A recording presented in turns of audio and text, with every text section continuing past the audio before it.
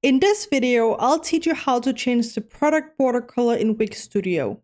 First of all, start by going onto your Wix Studio category page. If you're unsure on how to access this page, go up in the top left corner up here and click on the drop-down menu and select category page. From here, go ahead and click twice in the middle and then click on settings.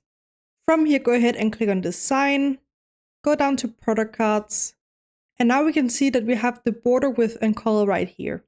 The first thing I'm going to do is just increase it to see that we change the color. You don't need to do this, but it's just a bit more easy to see for this video. And from there, to change the color of the border, just go ahead and click right here to the right hand side.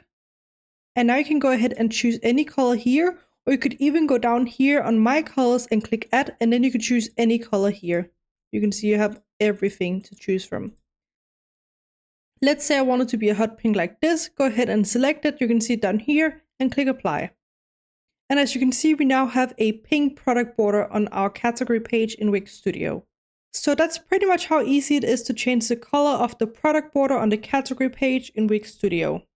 I hope you found this video helpful. Please let me know if you have any other questions in the comment section below and I will try my best to help you out.